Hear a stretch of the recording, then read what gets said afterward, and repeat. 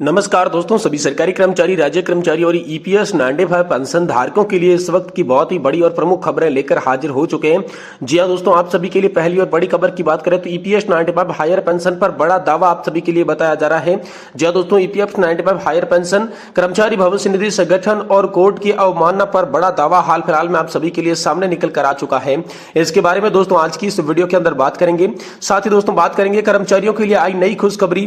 जी हां दोस्तों, DA rates update table जारी कर दी जा चुकी है। सबसे बड़ी खुशखबरी है कि आखिरकार डीए के अंदर कितनी वृद्धि की गई है, इसके लिए नई टेबल सामने आ चुकी है। इसको लेकर बात करेंगे और लाखों कर्मचारियों को मिली डबल खुशखबरी। डीए में बढ़त के साथ कई अन्य भत्तों का भी यहाँ पर जो है लाभ मिलने वाला है। तो कौन कौन से अन्य भत्ते आप सभी को दिए जाएंगे, साथ ही केंद्रीय कर्मचारी और पेंशन धारकों को हो जाएगा लाखों का नुकसान, जल्दी से निपटा ले ये काम। जी हाँ दोस्तों, इंपोर्टेंट खबर आप सभी के लिए निकल कर आई। चाहे आप कर्मचारी है चाहे पेंशन धारक है, आप सभी को जल्दी से जल्दी ये काम कर लेना है। अगर आपने ऐसा नहीं किया तो लाखों का नुकसान भी आप सभी को हो सकता है। तो ऐसा क्या काम है जो आपको जल्दी निपटाना होगा।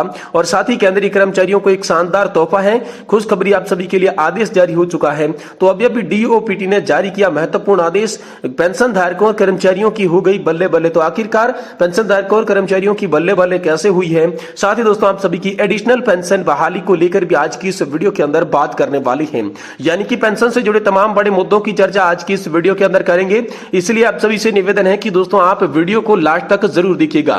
तो सबसे पहले दोस्तों ईपीएस 95 पेंशन योजना को लेकर कर्मचारी भविष्य निधि संगठन यानी कि ईपीएफओ और कोर्ट की अवमानना पर बड़ा दावा किया जा रहा है। इसके बारे में बात करेंगे, लेकिन इससे पहले आप सभी से निवेदन करना चाहेंगे कि दोस्तों अगर आप हमारे चैनल पर पहली बार विजिट कर रहे हैं, हमारी वीडियो को पहली बार देख रहे हैं, तो दोस्तों आप हमारे चैनल को सब्सक्राइब करें, साथ ही वीडियो को लाइक करें। तो चलिए बिना किसी देरी के आज की इस वीडियो के अंदर खबरों का सिलसिला शुरू करते हैं। और सबसे पहले आपको बताते हैं कि ईपीएस 95 हायर पेंशन को लेकर ईपीएफओ और कोर्ट की अवमानना पर क्या बड़ा दावा हाल फिलहाल में सामने आ रहा है।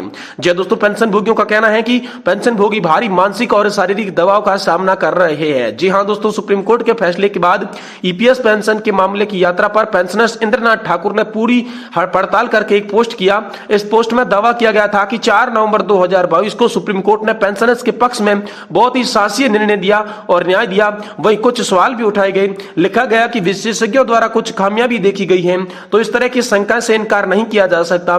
फिर शुरू हुआ दोस्तों असली खेल और ईपीएफओ ने अदालत के आदेश में देर से यहां पर गड़बड़ कर दिया। तो दोस्तों इसको लेकर बड़ी खबर है। इससे ईपीएफओ साइट पर अफरा तफरी मच गई।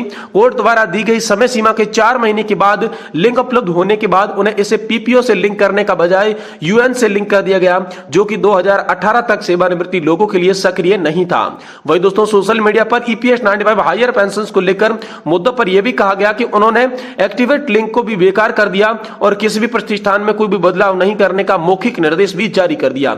इस सारी उथल पुथल में पेंशन भोगी को भारी मानसिक और शारीरिक दबाव का सामना करना पड़ा। सबसे पहले प्रपत्र में 10 से अधिक स्थानों पर दोस्तों इसे भेज दी गई। फिर दोस्तों ऑनलाइन फाइलिंग के दौरान त्रुटि संदेश के कारण उसे ठीक करने में मदद मांगना और प्रतिष्ठानों के कर्मचारियों को काफी मानसिक और शारीरिक दबाव झेलना पड़ा। साथ ही दोस्तों इसके बारे में केरल हाईकोर्ट का क्या फैसला था, तो दोस्तों फिर केरल हाईकोर्ट का फैसला आने के बाद ऑनलाइन लिंक एक ही दिन में काम करने लगा और ईपीएफओ ने जानबूझकर मामले की परेशानी पैदा की और समय सीमा को बढ़ा दिया। सुप्रीम कोर्ट द्वारा दी गई 4 महीने की समय सीमा उनकी अपेक्षा खो गई। फिर दोस्तों प्रतिष्ठानों में मंजूरी के लिए ईपीएफओ ने फिर से जानबूझकर बाधाएं पैदा कर दी। दोस्तों सुप्रीम कोर्ट के 11 नवंबर 2022 के आदेश का स्पष्ट उल्लंघन किया गया। इसको लेकर बड़ी खबर आ रही है। जी हां दोस्तों, सुप्रीम कोर्ट के 11 नवंबर 2022 के आदेश का जो है स्पष्ट उल्लंघन था। इस जब पर ईपीएफओ द्वारा 31 मार्च 2023 तक पेंशन संशोधित नहीं की गई थी। ईपीएफओ द्वारा जानबूझकर फॉर्म भरने को लेकर नियोक्ता की सहमति तक बाधा डालकर इसे जानबूझकर देरी की गई। सारा डेटा उपलब्ध था और यह जानबूझकर किया गया। ईपीएफओ के पास केंद्र सरकार का भी बहुत सारा पैसा था। ये दोस्तों हाल फिलहाल में पेंशन धारकों के लिए पोस्ट सामने आई। पेंशन धारक जो है ईपीएफओ और कोर्ट पर यह बड़ा दावा, अवमानना का दावा लगा रहे हैं। साथ ही दोस्तों कर्मचारियों के लिए बड़ी खुशखबरी है। जी हां दोस्तों, आप सभी के लिए नए डीए की रेट्स की जो लिस्ट है वो जारी हो चुकी है। सबसे बड़ी खुशखबरी आप सभी के लिए बताई जा रही है। कितनी आप सभी के डीए में वृद्धि होगी, इसको लेकर दोस्तों बात करें तो केंद्र सरकार ने सरकारी कर्मचारियों के लिए महत्वपूर्ण निर्णय लिया है, जिसमें वेतन बढ़ोतरी और पेंशन बढ़ोतरी की गई है। नई डीए की दरें दोस्तों 1 जनवरी 2024 से प्रभावित होगी। इससे दोस्तों सरकारी कर्मचारियों की आर्थिक स्थिति में सुधार होगा। वर्तमान में दोस्तों उनकी दर 31 से बढ़कर 34 हो गई थी, जिनके कर्मचारियों के वेतन और ये निर्णय सरकार के लिए बड़ी राहत थी, जिसमें दोस्तों फिर से आप सभी का 42 से 46% डीए किया गया और इसके बाद दोस्तों 4% डीए में बढ़ोतरी का आदेश आया।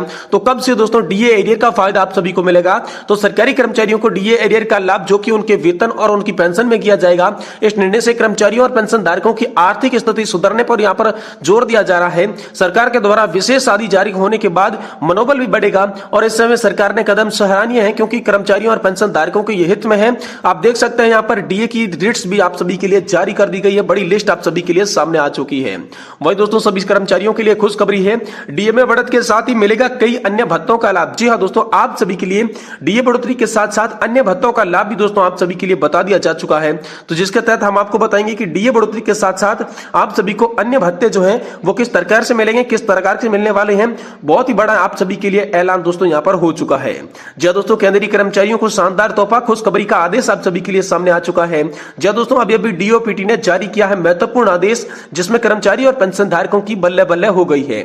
जी दोस्तों, महंगाई भत्ता 50% होने के बाद केंद्रीय कर्मचारियों के लिए 6 भत्तों में बढ़ोतरी को लेकर कार्मिक विभाग द्वारा आदेश जारी किए गए हैं।